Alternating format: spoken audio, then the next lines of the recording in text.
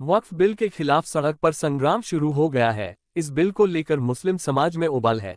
आज बिल के खिलाफ मुस्लिम पर्सनल लॉ बोर्ड के बैनर तले मुस्लिम समाज के बड़े बड़े उलेमा, धार्मिक नेता और मुस्लिम सांसद दिल्ली के जंतर मंतर पर इकट्ठा हुए और एक सुर में बिल के मुखालफत में खड़े नजर आए। जंतर मंतर पर हुए प्रोटेस्ट में मुस्लिम सांसद असदुद्दीन ओवैसी, कांग्रेस सांसद इमरान मसूद, कांग्रेस सांसद इमरान प्रतापगढ़ी के साथ अखिलेश यादव के सांसद ने भी अपनी मौजूदगी दर्ज कराए। विपक्ष के कई नेता इस प्रोटेस्ट के समर्थन खुलकर करते नजर आए। ओवैसी ने कहा कि वक्फ बिल लाकर सरकार हमारी मस्जिद, मकबरा और वक्फ की जमीन पर कब्जा करना चाहती है। मुल्क का मुसलमान इसे कतई बर्दाश्त नहीं करेगा।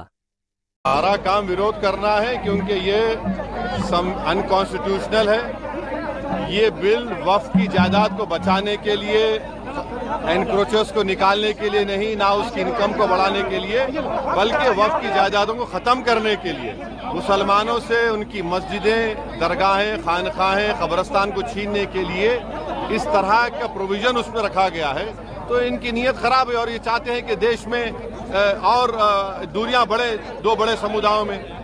तो इसका विरोध, क्योंकि संख्या बल तो है बीजेपी। अरे हाँ, देखिए, हम तो ये कह रहे हैं कि हम विरोध करेंगे।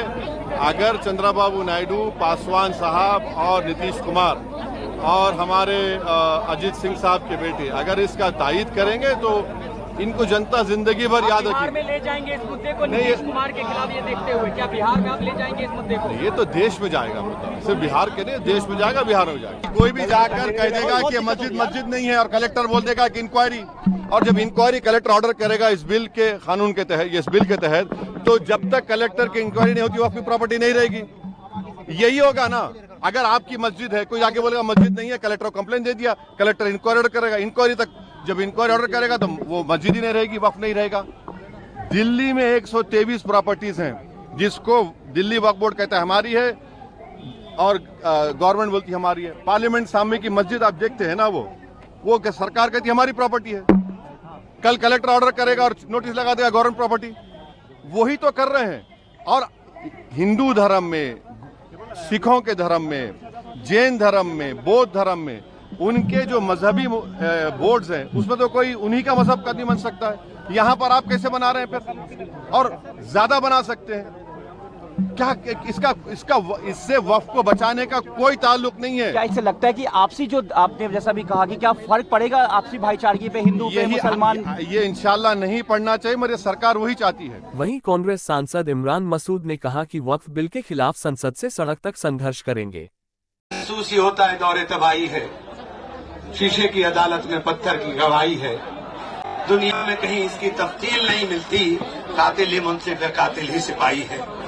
आज ये मुल्क के हालात बने हैं और जिस तरह से वक्फ कानून ला करके संविधान की धज्जियां उड़ाने की कोशिश देश के अंदर करने का काम किया जा रहा है, मैं उस लड़ाई के अंदर अपनी छोटी सी हिस्सेदारी अपनी पार्टी के और हमारे देश के मजबूत नेता राहुल गांधी के सिपाही के तौर पर आपके बीच में करने के लिए आया हूं। और हम लोग संसद से लेकर के सड़क तक इस लड़ाई को लड़ने का काम करेंगे। चूंकि हमें पार्लियामेंट जाना है, मुझे भी और जावेद साहब को भी, हमारा दोनों का इत्तेफाक से 0 आवर लगा, 12 बजे स्टार्ट हो जाएगा।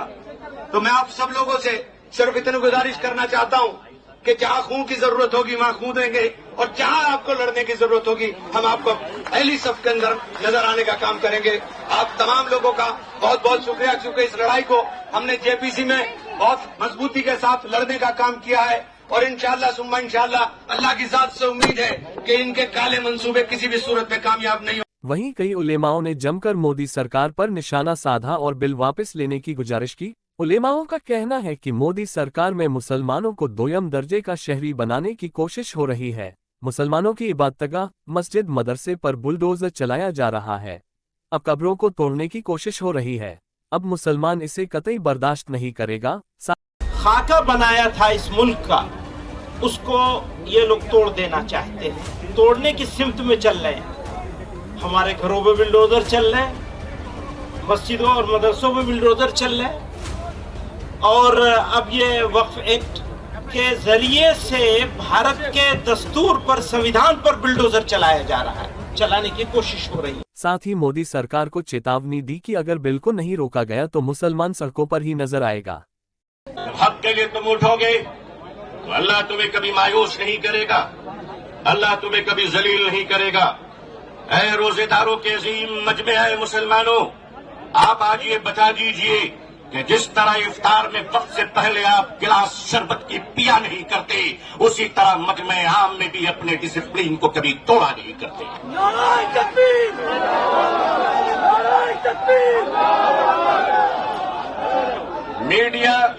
मीडिया का काम है आपसे पूछना, आपका काम है बिल्कुल खामोश रहना। आप एतकाफ की नियत कर लें इंशाअल्लाह।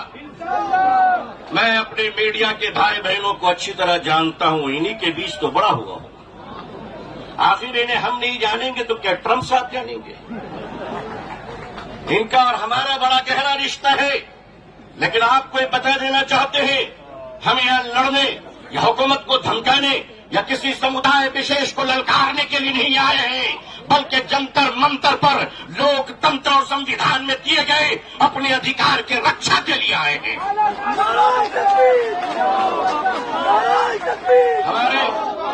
हमारे ऑनरेबल एमपीज जो दूसरे धर्म और समुदाय से ताल्लुक रखते हैं, हम उनका इस्तकबाल और स्वागत करते हैं।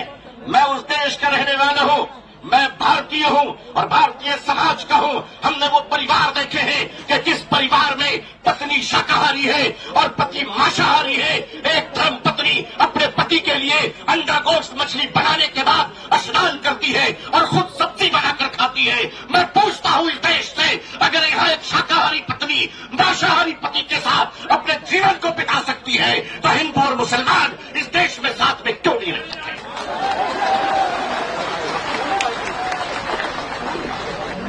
सिर्फ हमारे साथ इफ्तार अच्छा लगता है? सिर्फ हमारे साथ इफ्तार अच्छा लगता है? हमारे माननीय प्रधानमंत्री जी क्या प्यारे लगते हैं जब कोई तशरीफ ले जाते हैं। हम तो कहते हैं प्रैक्टिसिंग मुसलमान देखना है तो वो तस्वीर देख लो। अगर आपको प्रैक्टिसिंग मुसलमान देखना है, आपको अगर प्रैक्टिसिंग मुसलमान देखना है तो पॉलिटिकल पार्टी में इफ्तार देख लीजिए, कितने प्यारे प्यारे हसीन और जमील मुसलमान नजर आते हैं। लेकिन अजीजान मिल्लत, माननीय प्रधानमंत्री जी कहा करते हैं कि हमारे जमाने में जब हम बचपन में थे तो ईद के रोज हमारे घर में खाना नहीं बनता था, पड़ोसी मुसलमान खाना भेजता था। प्रधानमंत्री जी, मुसलमान आज भी जिंदा है। आप इजाजत दीजिए, मोहब्बत से प्योर शाकाहारी खाना हम आज भी ईद में बेचने को तैयार हैं। मानिए, हमारे घर का चूल्हा बंद नहीं हुआ है, आपके दर की मोहब्बत का दरवाजा बंद हो गया है। ऑल इंडिया मुस्लिम पसंदीदा बोर्ड अपने बुजुर्गों की क़यादत में यहां आया है। हमने पढ़ा था कि शेखुल इस्लाम सर पे कफन लेकर जाया करते थे। हमने पढ़ा था कि शेखुल हिंद कफन लेकर जाया करते थे।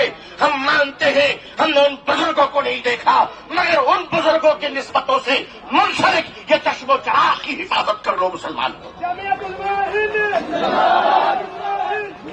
मुसलमानों, आज अपनी क़यादत की हिफाजत कर लो और क़यादत पर एतमाद कर लो। इंशाअल्लाह याद रखना, हम इस्लाम की भी हिफाजत करेंगे। ऐ देश हिंदुस्तान, हम तेरी भी हिफाजत करेंगे।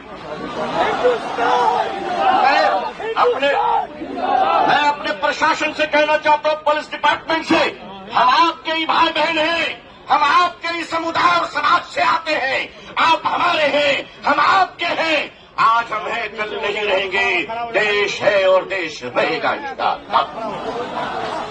औकाफ, ये जो वक्त की जमीनें हैं, ये बिलीवर्स की चैरिटी है, ये मुसलमानों के बुजुर्गों ने चैरिटी की है, और ये देश की जमीनें देश में रहेंगी और देश ही के काम आएगी। मैं जेपीसी को सिर्फ इतना कहता हुआ जाना चाहता हूं कि आपने बड़ी नाइंसाफी से काम लिया है, बड़ी नाइंसाफी से काम लिया है। आप जिस तरह स्टेक होल्डरों को छोड़कर नॉन स्टेक होल्डरों से बात कर रहे थे, मुझे तो डर लग रहा था कि भारत के बाद शायद आप श्रीलंका जाने वाले हैं। वहां पूछने वाले हैं लोगों से कि बताओ आप नेपाल जाने वाले हैं क्यों? भारत में बांग्लादेश की हसीना अच्छी लगती है, हिंदुस्तान का हुसैन भाई अच्छा नहीं लगता, नहीं अच्छा लगता। आखिर हम आपके हैं, आप हमारे हैं। आइए हम देश को एक पावरफुल शक्ति बनाएं, भारत को एक गौरवशाली देश बनाएं। गौरतलब है कि संसद के बजट सत्र का दूसरा चरण चल रहा है और अगले हफ्ते वक्फ संशोधन बिल को सदन में पेश किया जा सकता है। ये बिल 8 अगस्त 2024 को लोकसभा में पेश हुआ था, लेकिन इस पर हंगामे के बाद बिल को जेपीसी के पास भेज दिया गया था। लेकिन अब सरकार कभी भी इस बिल को पारित कराने के लिए लोकसभा में ला सकती है। इस बिल से मुस्लिम संगठनों से लेकर विपक्षी दल नाराज हैं। उनका आरोप है कि सरकार बिल के जरिए वक्फ की संपत्तियों पर कब्जा करना चाहती है। All India Muslim personal law board के साथ विपक्ष मजबूती से खड़ा दिख रहा है, जिससे मोदी सरकार को घेरा जा सके। बंतारा तक के लिए असफहानी खान की रिपोर्ट।